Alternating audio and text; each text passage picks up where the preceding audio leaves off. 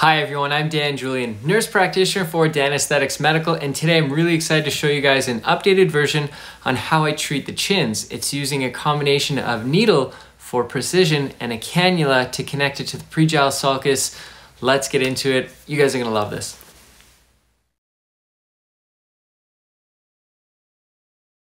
We're doing the chin. I'm looking at 3 criteria to connect the pre-jowl sulcus to the chin itself.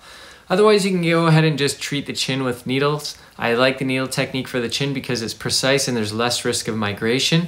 So I'll just go ahead and do a chin if all this is perfect. If they're a younger client, no issues, no indentations, no jowling, no irregularities here, just go ahead and do the chin. However, if they have an indentation right here, or they have some jowling here, or they just have some irregularity, bumpiness here from, just genetics, could be fat deposits, whatever, then what I'll do is I'll actually connect it from the pre-jowl sulcus all the way to the chin, and I'll do that in a combination of these 2 techniques, which is cannula for filler from here to here. After that, I'm going to finish it off with a needle. And what I'm looking for is that pre-jowl sulcus. There's an indentation right here where you'll either have some jowling or a little indentation, and that's where you're going to place your filler from here all the way to the chin. And you want to connect it to what part of the chin? You can connect it all the way to the front if you want to, but really what I want to do is at least connect it to this area here if I'm doing a feminine chin, which is the intercanthal distance or the width of the nose right here.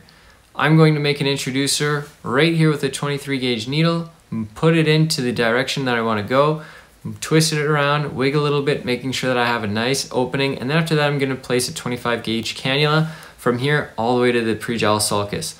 I'm connecting that filler from here to the chin. Now remember, if they have a little jowling here, which means that it's hanging lower than the jawline, then you're going to want to place that filler lower than the jawline to connect to the pre-jowl sulcus, to give the illusion that it's not there, to give the illusion that their jawline is actually a little lower. And then you can gradually bring it up to the chin, which is really nice, and no one knows the difference, and clients love that. Hi everyone, I just want to interrupt you for a brief moment here to talk about Jane app, which is sponsoring this video. Jane is an EMR documentation platform that I'm using in my clinic, and the main reasons why are because it's affordable, Canadian made, and it's PHIPA approved. So if you're new in this industry, or if you just want to spruce up your EMR and try something new, check it out. If you want to give it a try, here's a 1-month grace period using Danesthetics 1MO, and give them a whirl. Now back to the video. By the way, the depth here is probably going to be subcutaneous. Going too deep is going to cause a lot of resistance. Subcutaneous is perfect. It goes nicely through that fat tissue, and you can massage it afterwards, and it gives you a really nice look, and you don't need as much product. Finally, right here at the chin, from here to here, what you're going to do is use those marks from the nose, right? And you're going to want to make sure that you do the chin using a needle. And the needle technique, you're going to start in the middle. You're going to go right down to the bone, and you're going to aspirate for 10 seconds, and after that you're going to place probably about 0.5 if they need enough projection. 0.5 of the filler, take it out, go right beside it, place 0.25 and another one 0.25 here, and then after that you're going to massage it. Now remember, whenever you're doing the chin, you're always pinching the chin as you're putting the product in, and this helps lift the tissues away from the filler. You're actually helping it out by pinching the chin, and the filler can be placed there much easier. The other tip that I do is basically if someone has a dimpled chin and there's a lot of tightness here, I'll place some Botox in 2 weeks before, just to relax the chin so it won't fight the filler, and it's easier to go in and you get a better result. You're going to need a high G prime filler here, probably something like a Restylane Lift or TOCL Ultimate or Revin S Shape or Outline. I'm looking at the chin and I want to make sure that they can get away with more length or projection. Use a rule of thirds. This distance underneath the nose should go to the eyebrow, which is the eyebrow to the hairline.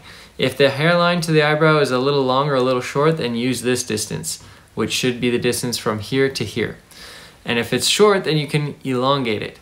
How do you elongate it? You can't just bring it down here and elongate it like that, because it's going to look ridiculous. You're going to have this chin that's just going to hang down here, and you're just going to look like filler migration.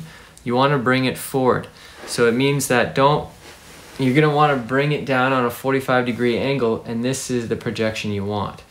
no matter what, you'll have to have some type of projection and elongation if you're wanting the elongation. I think I've been saying projection this whole time, but I mean elongation. If you want elongation, you have to get a little bit of projection as well. Place it on a 45-degree angle and bring it that way. Now, the projection tips are, for a feminine chin, you want the chin to reach the lower lip. For a masculine chin, you can reach the upper lip. The upper lip is usually 2 millimeters ahead of the lower lip, and that's going to be a nice reference point. The last tip for projection for masculine, or basically the width of the chin for masculine, is that you want to go the width of the mouth, and those are going to be your marks right here. And that's basically it. This is a really safe procedure. You have 2 submental arteries that come down here, come up just lateral of the midline, anywhere from 2 to 6 millimeters from the surface, and they do sometimes connect with the inferior labial arteries. So if you have an ultrasound machine, you can do that, but to be extra safe, just make sure you stay on the bone and aspirate if you don't have your hands on those. But otherwise, it's a very safe technique. People love this, and this transition from here to here is going to make things look amazing. So enjoy. Until the next time, take care of each other, exercise daily, and please be nice to absolutely everyone. Take care, guys.